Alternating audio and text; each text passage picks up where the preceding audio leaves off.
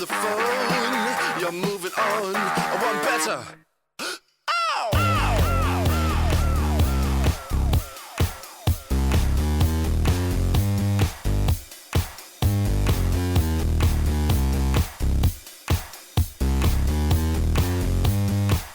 Robert Ménard, bonjour. Faut-il Bonjour. encore vous présenter? Vous êtes le fondateur de Reporters sans frontières que vous avez dirigé jusqu'en 2008.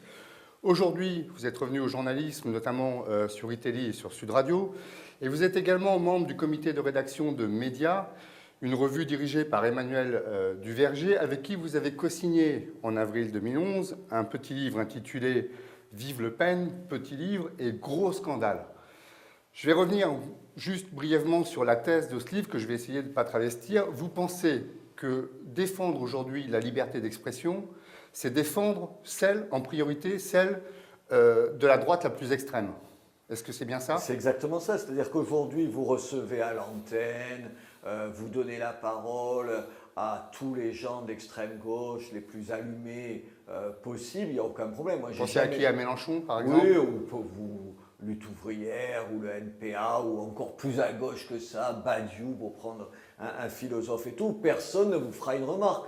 On ne vous dira pas « Ah, mais vous êtes un suppôt de la dictature du prolétariat ». Je n'ai jamais entendu quelqu'un me reprocher ça, alors que j'ai reçu ces gens-là, et avec plaisir à l'antenne, parce que ça m'intéresse de les entendre. Vous trouvez qu'au demeurant, ceux-là, donc de l'extrême gauche, c'est normal également de les écouter? Absolument, mais moi je reçois tout le monde dans mes émissions, c'est juste ça.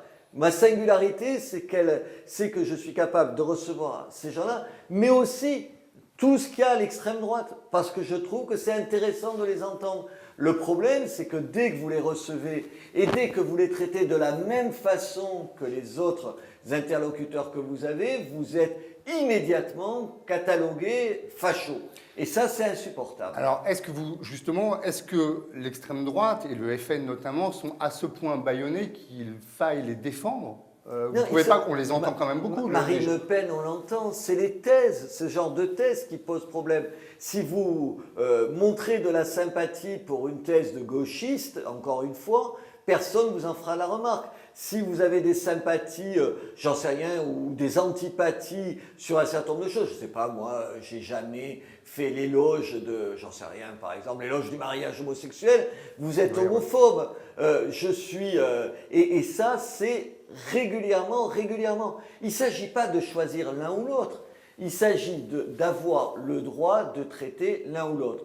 Comme je traite l'un ou l'autre, comme j'ai des thèses que je défends à l'antenne, à la radio, sur Sud Radio ou à iTélé, qui sont plutôt pas libérales, je me vois affublé dans une une de Libération. Dans une de Libération, on dit il a rejoint le Front National. Alors mais justement, ça va pas bien. est-ce qu'il n'y a pas une sorte de glissement inéluctable entre défendre la liberté d'expression de la droite la plus extrême et défendre les thèses de la droite la Bien plus sûr extrême? Est-ce qu'on ne glisse pas forcément un peu sur cette pente? Bien sûr que non. Bien sûr que Enfin, non. attendez, moi, j'ai reçu plein de gens d'extrême droite sur leur approche de l'islam et des musulmans. J'ai toujours eu des hauts le cœur, pour pas dire plus que ça, et je l'ai dit régulièrement.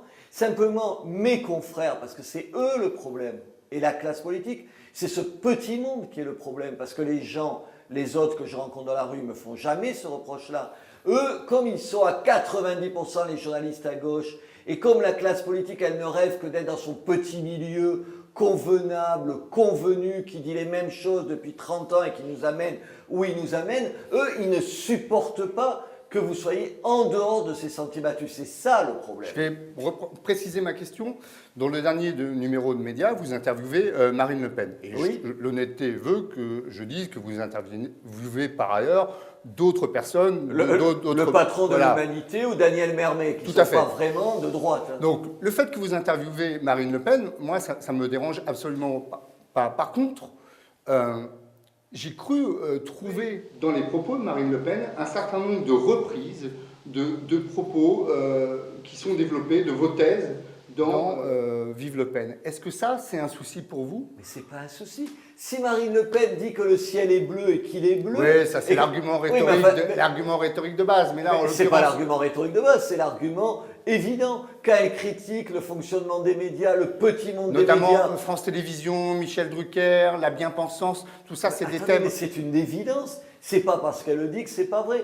Que Michel Drucker reçoive tout le monde, jusqu'à M. Besancenot, et il a raison de recevoir, mais refuse de recevoir Marine Le Pen, je trouve ça scandaleux. Pas parce que je partage le point de vue de Marine Le Pen. Je n'ai jamais voté pour le Front National, je ne vote pas pour le Front National. Alors, mais voilà, en même ça, temps, c'est- bien sûr qu'il faut qu'il le reçoive, et au nom du service public. Mais attends, le service public, c'est mon argent. J'ai envie de dire à Michel Drucker, mais Michel Drucker, une partie de votre salaire, c'est les électeurs du Front National. Eux, les 20% d'électeurs du Front National, ils n'existent pas pour vous. Mais qu'est-ce que c'est ce monde? Qu'est-ce que c'est ce monde? Est-ce que vous comprenez que votre thèse, votre position puisse choquer ou au moins semer le trouble? D'autant plus qu'on a toujours eu du mal. En général, les grandes gueules à la télévision, on arrive à les situer politiquement. Je pense à Tesson, des gens comme ça. On sait grosso modo où ils sont. Vous, c'est beaucoup plus flou. On a eu beaucoup de mal à vous situer. On ne sait pas exactement justement Parce où que je ne vous suis êtes. pas guidé par une ligne politique, j'ai pas de ligne politique. J'ai un souci journalistique et je croyais que la base du journalisme était une curiosité, un intérêt pour les autres, quels qu'ils soient les autres. Que la liberté d'expression, c'était pas simplement un slogan pour congrès syndical de journalistes, mais que c'était une réalité dans le quotidien des journalistes. Le problème, c'est que ce n'est pas vrai. Les journalistes, c'est les pires ennemis de la liberté. Ils détestent ça. Ils se régalent de dénoncer monsieur Sarkozy dans le service public. Mais en même temps, vous voyez comment fonctionne France Inter.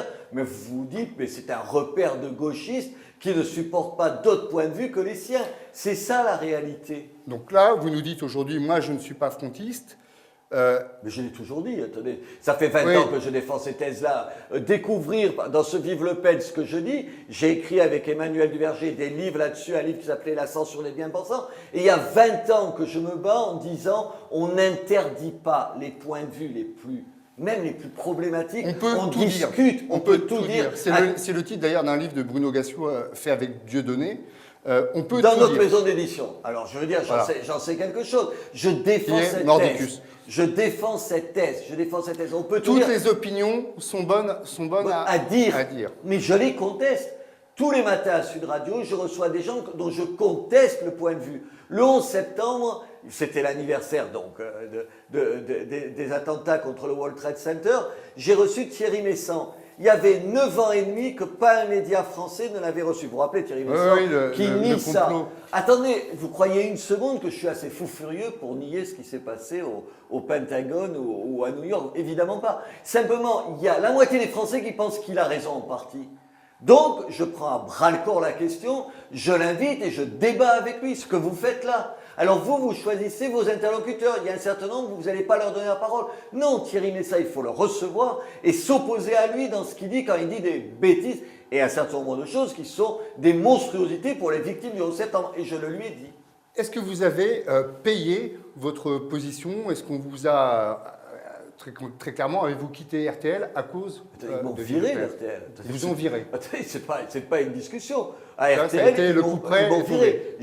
À RTL, Comment ils ont justifié ça? Ah ben attendez, monsieur Baldelli, le patron de RTL, a dit que je tenais des propos problématiques. Parce que monsieur Baldelli, lui, il n'a pas des propos problématiques. Parce que tout ce que dit monsieur Baldelli, c'est marqué du sceau du bon sens. Parce que monsieur Baldelli, il méprise un certain nombre de gens comme moi qui pensent ce que je pense. Mais il se prend pour qui, monsieur Baldelli? Il se prend pour qui? C'est la première fois, à ma connaissance, Aujourd'hui, première fois, je finis juste la première fois à ma connaissance, qu'une radio vous savez, n'habille pas d'autres considérations un licenciement, oui, non c'est pas un licenciement, la fin d'un contrat et le non-renouvellement d'un contrat pour des raisons qui sont explicitement d'opinion. Il aurait dit ce que vous faites à la radio est nul.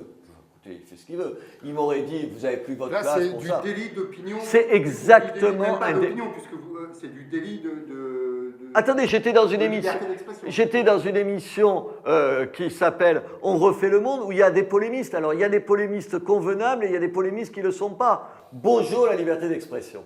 Aujourd'hui, à Sud Radio, vous avez une libre antenne. Absolument. Comment ça se passe? Est-ce que si on peut tout dire, il n'y a pas de dérapage, tout Bien est sûr possible. qu'il y a des dérapages, bien sûr qu'il y a eu des problèmes. Ça mais, pose c'est pas- mais bien sûr que ça pose un problème. Vous croyez que je ne me le pose pas tous les Ben, matins? comment vous vivez avec ça Mais alors c'est le risque de la liberté. C'est le risque de la liberté. Je vis difficilement, je suis sur mes gardes, je fais attention. Quand il y a eu des propos inadmissibles dans mon émission sur Sud Radio, j'ai fait immédiatement arrêter les gens et je ne leur ai pas donné la possibilité de continuer sur ces propos-là. Le problème, c'est que c'est très difficile à mener. Mais c'est ça qui m'intéresse à Sud Radio. Vous savez, s'il y a 60% des Français qui ne croient plus les journalistes, il faudrait peut-être une seconde que les médias et les journalistes se posent la question. Pourquoi on ne nous croit pas? Mais attendez, vous connaissez d'autres gens que les journalistes, vous discutez avec d'autres gens. Vous avez remarqué, quand vous dites que vous êtes journaliste, le nombre de griefs Oui, c'est immédiatement. une des professions les moins appréciées. Les moins appréciés. Alors pourquoi? C'est un problème. Peut-être parce qu'on est coupé du monde, peut-être parce qu'on ne donne pas la parole à un certain nombre de gens. Alors il faut donner la parole au maximum de gens. Il y a des lois. En plus, je les conteste, un certain nombre de ces lois. Mais je prends acte de ces lois-là. La revue Média fait sa dernière couverture sur Dominique Strauss-Kahn. Comment trouvez-vous que l'affaire a été couverte, si je puis dire? Plutôt pas mal. Plutôt pas mal? Plutôt pas mal. Plutôt pas mal. Y compris l'interview sur TF1 qui Ah était... non, mais là, on est au-delà de l'acceptable. Alors vous qui dénoncez la bien-pensance et la police de la pensée, Non, mais là, on est dans quoi là? C'est encore là, du journalisme? on est dans autre chose. On est dans autre chose. Qu'un média, que TF1, puisse imaginer un dixième de seconde dans une interview aussi importante, de la faire mener par quelqu'un qui est l'ami intime de la femme de Dominique Strauss-Kahn, mais enfin, attendez, il n'y a aucun pays du monde où ça se ferait. Il n'y a qu'ici. Ici, il y a une chaîne la plus importante, je vous rappelle juste, en France, en termes d'auditoire, qui n'imagine même pas que ça pose un problème. Et j'ai vu qu'après, toute la direction de TF1 avait félicité Claire Chazal. C'est pas une interview, c'est on lui serre les plats. Vous, On cette lui pose interview, pas les questions. vous l'auriez menée, comment ça se serait passé? Attendez, j'aurais posé la question que vous vous êtes posée, que je me suis posée.